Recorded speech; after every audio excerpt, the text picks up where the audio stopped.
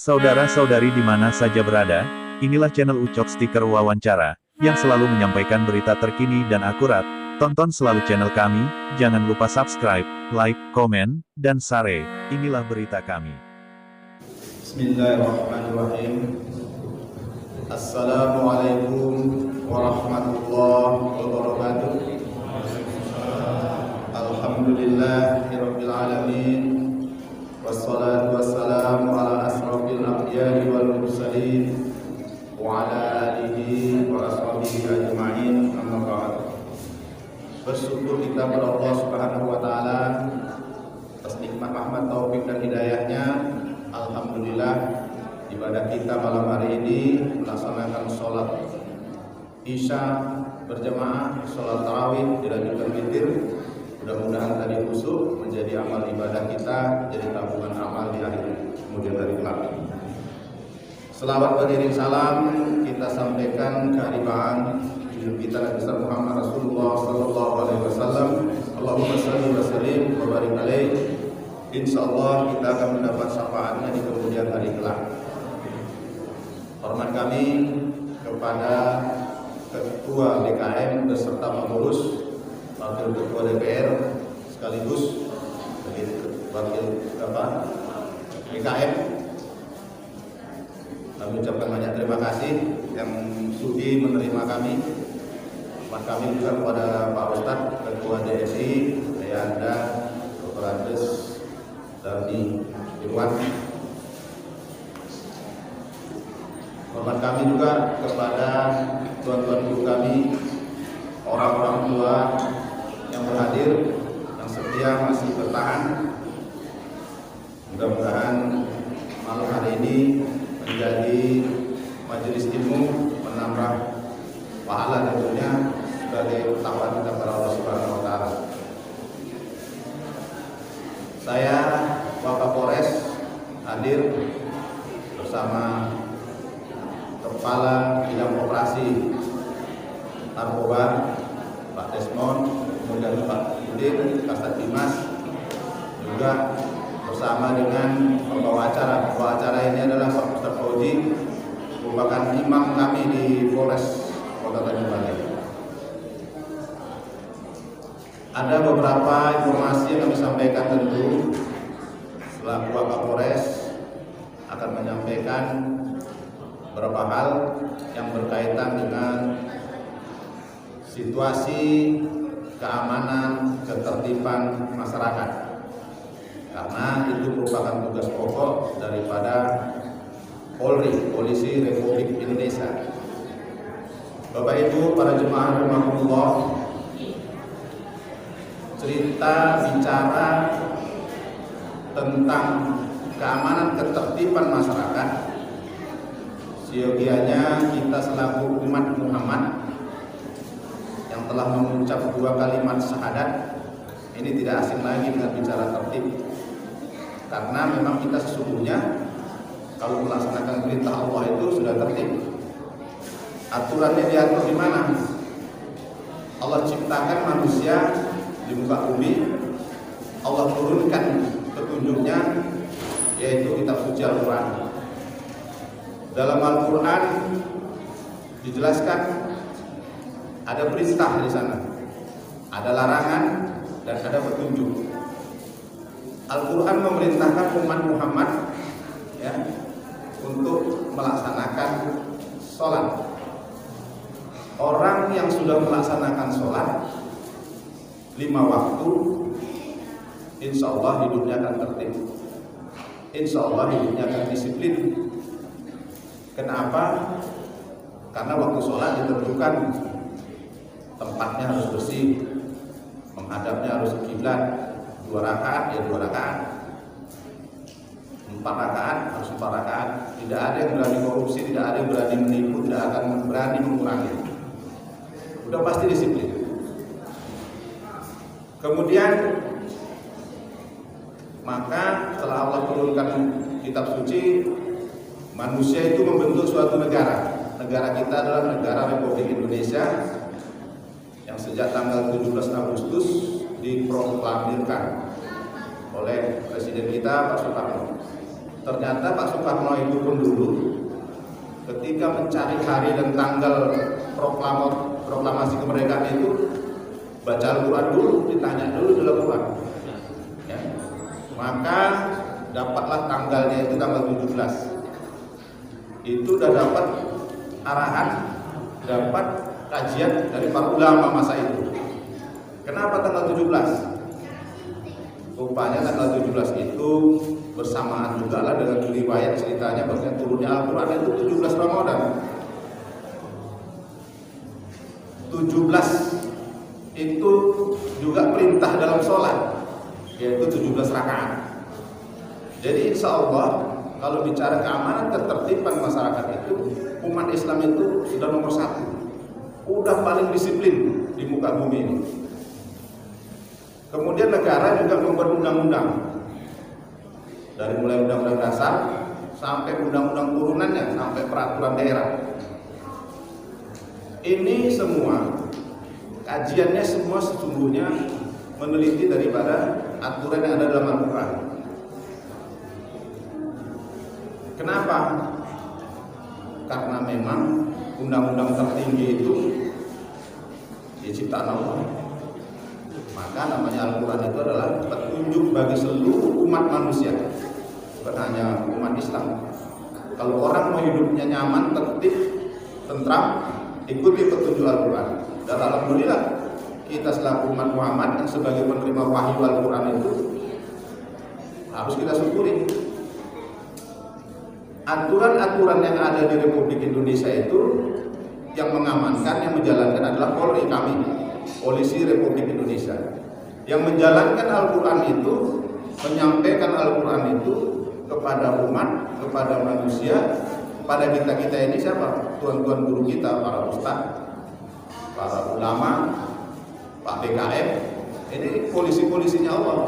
Karena dia adalah mengajak kebaikan, mengajarkan mengaji di sini, mengajarkan Al-Quran. Berarti dia mengajarkan menegakkan hukumnya Allah. Jadi sama-sama antara BKM, tokoh ulama, para ustadz dan Polri harus bergandengan untuk melaksanakan ketertiban itu. Kemudian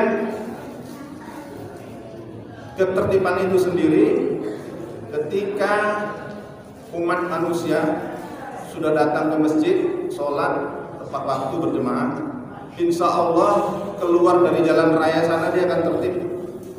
Dia akan menentukan jalannya itu ke kota Tanjung Balai sana, tidak perlu diarahkan, dia sudah akan malu. Dia akan tertib menggunakan helm, dia akan tertib membawa surat-surat kendaraan bermotor, dan dia tidak akan melanggar lalu lintas. Itu sudah dilakukan penelitian. Kalau orang sholat sudah tertib, nggak sulit lagi. Maka diharapkan kita semua, ya, bagaimana mengajak keluarga kita, pertama untuk mengajak sholat supaya akan hidupnya akan tertib. Ketertiban lalu lintas itu wajib. Ya. Kenapa wajib? Karena di sana ada kepentingan umum, ada kepentingan orang lain, ada hak orang lain dalam penggunaan jalan itu. Ini kami sampaikan karena memang banyak permohonan, banyak surat yang masuk kepada Polres itu, banyaknya kendaraan-kendaraan yang kebut-kebutan, khususnya di daerah jalan STR sana, daerah lingkar. Mereka balap-balap, kebut-kebutan. Ya. Ini semua tidak bisa hanya polisi yang ngejar-ngejar di sana, karena kami hanya berapa orang. Tapi atas kerjasama yang selama ini kami harapkan dan kami himpun kepada para tokoh ulama, dan selama bulan Ramadan ini aja kami sudah mengamankan lebih dari 100 unit kendaraan yang digunakan untuk kebut-kebutan itu, untuk balap liar, dan tidak dilengkapi surat-surat. Alhamdulillah sampai hari ini belum ada laporan korban kecelakaan, ya, karena kami selalu melakukan razia, selalu menghimbau, ya, jadi tidak ada korban di jalan. Untuk korban lalu lintas ini, korban kecelakaan ini, Bapak Ibu para jemaah rahimakumullah, sangat dasar. Kalau untuk Sumatera Utara saja 1 tahun itu lebih dari 1.000 orang meninggal dunia di jalan. Inilah kami kampanyekan kemana-mana untuk kita semua saling mengingatkan supaya tertib berlalu lintas. Kemudian Bapak Ibu para jemaah rahimakumullah, kami juga menyampaikan informasi tentang bahayanya narkoba. Narkoba ini sudah diceritakan juga dalam Al-Quran, yaitu jangan kamu meminum khamar, jangan kamu menggunakan khamar. Ya, kalau dalam Al-Quran namanya khamar, tapi sekarang nama khamar itu sudah menjadi ada sabu, ada ekstasi, ada ganja, macam-macam. Ini sangat berbahaya dan sangat merugikan kita sendiri, khususnya si pengguna. Banyak orang yang sekarang di dalam sel, ya, di sel Polres itu malam ini yang kita tahan ada 121 orang, 121 orang ya ditahan. 89 orang semua kasusnya narkoba. Bahayanya narkoba ini Bapak Ibu para jemaah rahimakumullah, akibat mabuk karena narkoba, ada seorang ayah pulang malam-malam seperti ini masuk kamar anak gadisnya, ya, dikira kamar istrinya, supaya kamar anak gadisnya. Nauzubillah, anak gadisnya itu akhirnya hamil dan melahirkan. Akibat siapa? Akibat perbuatan ayahnya. Kenapa ini terjadi? Karena orang yang telah menggunakan narkoba ini jiwanya, pikirannya tidak lagi normal. Mari kita sama-sama saling mengingatkan bahayanya itu. Dan alhamdulillah juga kalau kami catat, kami cek di data, anak-anak kita pun sini di wilayah kampung ini, saya belum dapat datanya, yang menggunakan lem itu, ada juga lem-lem kambing itu digunakan. Itu juga banyak laporan. Ini banyak anak-anak, tolong jangan dicari tahu, jangan dicoba, dan jangan didekati, dan jangan ditanya. Apalagi sampai bagaimana cara makainya. Ya, ini anak-anak ini perlu yang mengingatkan adalah kita sendiri, para orang tua, supaya jangan sampai anak-anak kita ini menjadi korban narkoba. Banyak hal yang sangat tidak baik. Saya sendiri pernah menangani kasus-kasus seperti ini. Seorang anak karena udah ketagihan dia menggunakan lem kambing itu, ibu kandungnya sendiri dia babat sehingga meninggal dunia. Peristiwa itu terjadi, saya sendiri yang menangani ketika saya di Tapanuli Selatan sana. Mudah-mudahan tidak terjadilah di kampung kita ini. Bapak Ibu para jemaah rahimakumullah, pesan berikutnya yang saya sampaikan adalah tentang media sosial. Media sosial ini juga saat ini kita semua rata-rata punya Android, punya HP. Ini diciptakan sesungguhnya untuk memberi kemudahan kepada kita supaya kita lebih cerdas, supaya kita pintar. Karena dengan menggunakan medsos ini yang jauh dari dekat, yang peristiwa hari ini terjadi di Arab Saudi sana, kita hari ini bisa tahu. Yang hari ini peristiwa terjadi sesuatu di India sana, kita hari ini juga bisa tahu. Itu dari segi positifnya. Tapi kenyataannya di lingkungan kita, penggunaan media sosial ini lebih banyak mudaratnya. Mudaratnya apa? Lebih banyak untuk memfitnah dan menceritakan keburukan-keburukan orang lain, mencaci maki, melakukan penipuan, ya. Diharapkan kepada kita semua untuk lebih teliti kepada informasi-informasi yang hoax, informasi-informasi bohong, dan jangan percaya dengan informasi-informasi yang tidak benar. Ada beberapa laporan juga masuk ke kita, anak-anak gadis kita ini, anak-anak remaja, putra putri yang tergiur dengan informasi medsos itu berkenalan di medsos sehingga dia ketemu di suatu tempat terjadi penipuan. Ya. Kalau cuma ditipu begitu saja nggak ada masalah. Ini karena hubungan pacaran sudah melakukan hal-hal yang tidak diinginkan, ditinggal lari. Ya, ditinggal lari. Padahal kenalannya baru di medsos. 1 tahun sudah kenalan di medsos. Ketemunya baru 3-4 kali. Banyak juga yang kami terima laporan itu setelah pertemuan itu selama 7 kali atau 4 kali itu mereka melakukan hal-hal yang terlarang, yang tidak layak, yang sangat hina, tidak pantas dilakukan oleh seorang insan manusia berlainan jenis yang bukan muhrim sebelum ada ikatan pernikahan. Dan kami juga telah merazia itu perbuatan-perbuatan itu. Kami razia sampai ke Batu Tujuh sana, dan faktanya memang kami temukan ada 9 pasang manusia berlainan jenis bukan suami istri dalam suatu kamar penginapan di pinggir jalan sana. Naudzubillah min dzalik, ya, tidak terjadi. Mereka itu semua masih status muda-mudi. Kami panggil keluarganya, kami buat pernyataan, dan bahkan ada di bulan puasa mereka melakukan itu. Kenapa? Mereka hanya komunikasi melalui medsos. Maka harapan kami untuk kita semua, bagaimana untuk tidak melakukan komunikasi dengan medsos dan percaya dengan berita-berita hoax. Bagaimana caranya? Kita kembali kepada Al-Quran tadi. Kalau kita sudah baca Al-Quran, di Al-Quran juga sudah ceritakan dalam surat Yusuf bahwasanya Nabi Yusuf juga difitnah, tidak dilakukan yang dilakukan sehingga dia masuk penjara karena fitnah orang lain. Ya.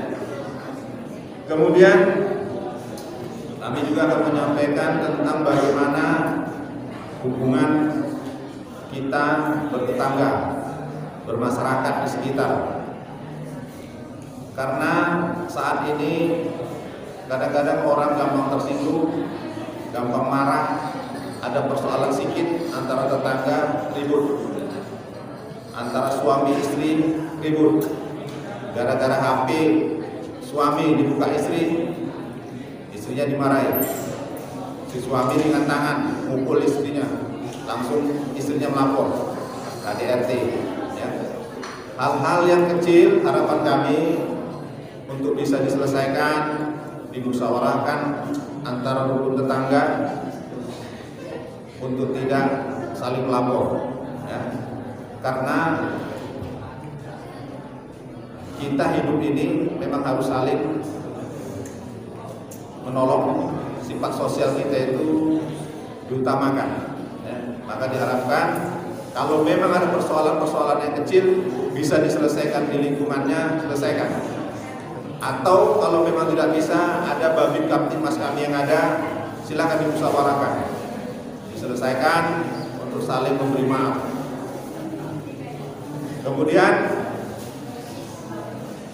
ketika kita membaca informasi-informasi, apalagi ini menjelang Lebaran, biasanya ada penawaran belanja melalui online, ya.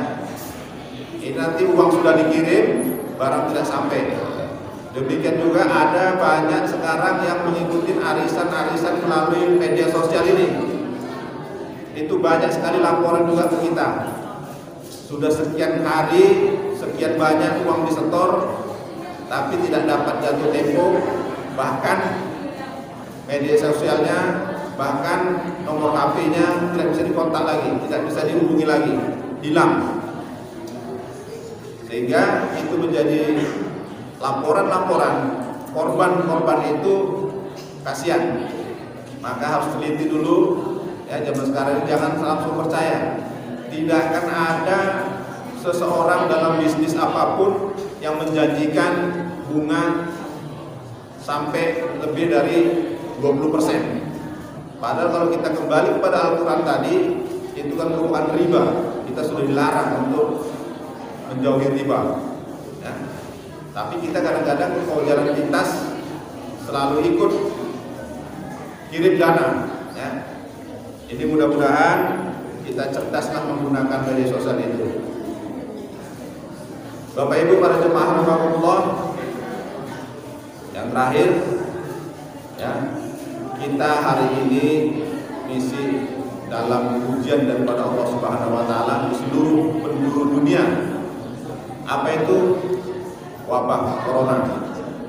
Itu masih terjangkit dan hari ini di India dan Turki itu sudah kewalahan, ya, kewalahan untuk mencegah itu. Alhamdulillah di negara Republik Indonesia ini masih bisa dikendalikan, dan itulah harapannya kepada kita semua untuk semua menjaga kesehatan, terutama kebersihan. Untuk keluar rumah harus bersih, gunakan masker, ya, tertib, selalu berwudu. Bila perlu kita jangan sampai putus wudu. Orang yang nggak putus wudunya insya Allah itu nggak kena corona itu. Ya. Jadi ini diharapkan kita menjaga kesehatan, dan hari ini juga kita telah melakukan operasi ketupat. Operasi ketupat itu adalah untuk memberikan keamanan kepada kita semua, kepada warga negara masyarakat, khususnya Tanjung Balai di dalam menjelang bulan Hari Raya Idul Fitri. Dan keputusan Presiden sudah memerintahkan kepada seluruh Polres, seluruh Pemku, Pemkab untuk melakukan penyekatan, melarang warga negara untuk melaksanakan mudik, bepergian keluar wilayah. Ya, ini sudah kita jaga. Untuk di sini kita jaga di Batu Tujuh, kemudian di jembatan Sekepayang, dan di stasiun kereta api. Tujuannya adalah untuk bagaimana kita tidak menjadi korban daripada penyakit corona itu, dan insya Allah kita jangan sampai juga Hari Raya ini menjadikan klaster baru dalam penjangkitan wabah corona. Mari sama-sama kita berdoa, sama-sama menjaga. Mudah-mudahan di saat Lebaran nanti kita semua dalam keadaan sehat walafiat, saling mengingatkan saudara-saudara kita yang mau pulang kampung sebaiknya untuk tidak usah pulang kampung dulu.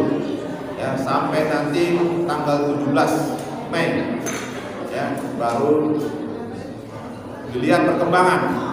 Kalau situasinya mungkin stabil, nanti Presiden akan membuat suatu keputusan apakah dibolehkan kembali untuk bersilaturahmi atau bagaimana, nanti kita tunggu situasi.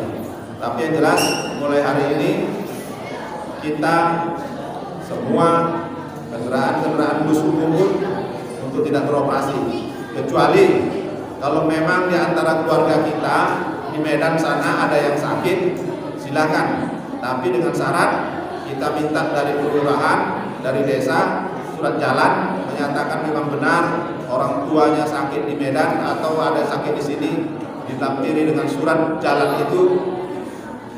Mudah-mudahan itu akan diberangkatkan, atau mungkin dalam pemeriksaan pun akan diberi prioritas. Bukan berarti harus tidak boleh sama sekali. Kemudian demikian juga kalau ada kemalangan yang meninggal, silakan minta surat dari kelurahannya yang mengetahui memang keluarganya ada yang sakit, atau memang sakit dari sini mau dirujuk ke Medan, otomatis ada surat rujukan dari rumah sakit yang ada Tanjung Balai ini akan dibawa ke Medan. Ya. Jadi ini untuk disampaikan kepada masyarakat supaya bisa tertib untuk tidak bepergian selama bulan suci Ramadan ini. Insyaallah kita semua bisa tertib. Mungkin ini Bapak Ibu para jemaah rahimakumullah yang saya sampaikan beberapa informasi. Mungkin dalam penyampaiannya ada kalimat yang kurang baik, kata yang kurang sopan, saya mohon dimaafkan. Karena Allah saya mohon ampun. Bila itu wilayah, wassalamualaikum warahmatullahi wabarakatuh. Saudara-saudari di mana saja berada, inilah channel Ucok Stiker Wawancara, yang selalu menyampaikan berita terkini dan akurat. Tonton selalu channel kami, jangan lupa subscribe, like, komen, dan share.